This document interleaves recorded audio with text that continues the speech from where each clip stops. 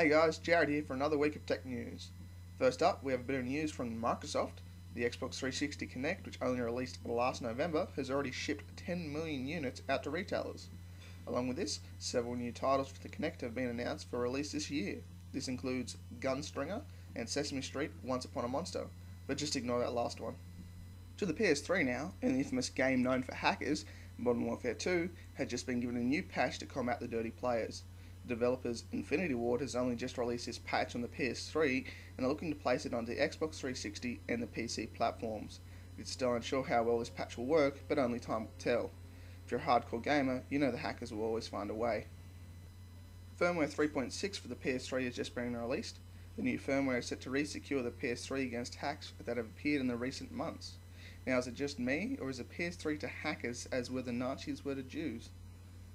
Next up is a trailer for the upcoming game Prey 2. The sequel to the 2006 game Prey, obviously, was announced earlier this month, but a new teaser trailer has just been unveiled. Prey 2 is set to hit the PC, Xbox 360 and the PS3 platforms on its release. Developers Bethesda will be working with Human Head Studios to bring this game out. I can't help but think about 9/11 when I watch this trailer.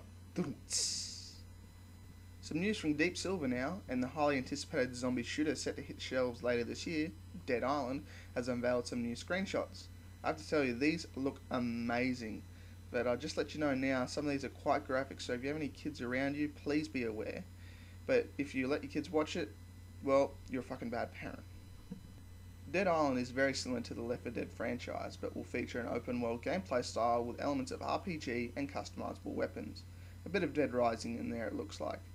What sets this game apart is that the zombies will have multiple layers of flesh, bone and muscle, just like that time Matt and his mate from the gym dug up and fondled a corpse. Dead Island will be released on the PS3, Xbox 360 and the PC. This week, Samsung demoed a new laptop with a transparent screen, the first ever as far as I know.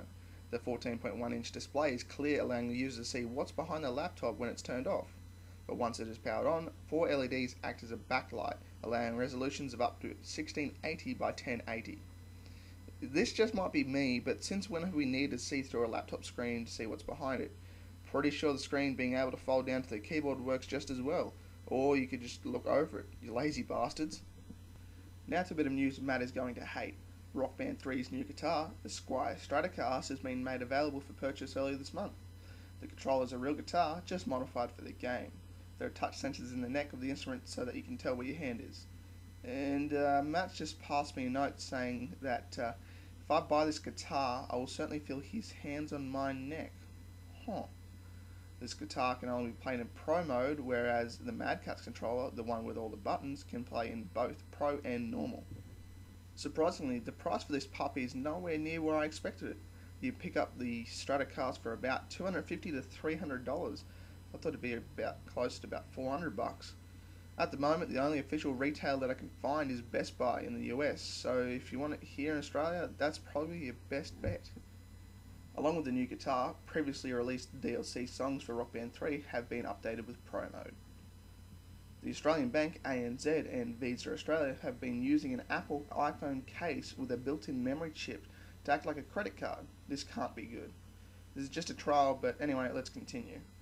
When waved across a payment credit card reader, the user can buy items of up to $100 without the need of a signature. In theory, it's a very sound idea, allowing people to pop in and out for purchases, but practically, it's ridiculous. People are prone to losing their phones, so what happens when someone else gets it? Not only that, but it makes the phone a much more valuable target, as would-be thieves can steal much more than the phone itself. Also, just a bit of news from R.P.G now, Matt and I will be cutting back our 3 shows a week to 2. These will most likely be on Fridays and Sundays. Thought I'd give you guys a heads up there. Anyway, that wraps up this week's tech news. Thanks for watching. Please rate, comment and subscribe. You can also follow us on Facebook, where we'll post up links and updates. Also, spread the word guys, get RPG out there, because the more of you watching, the more we can bring to our videos. See you all next week. Stay classy, Australia.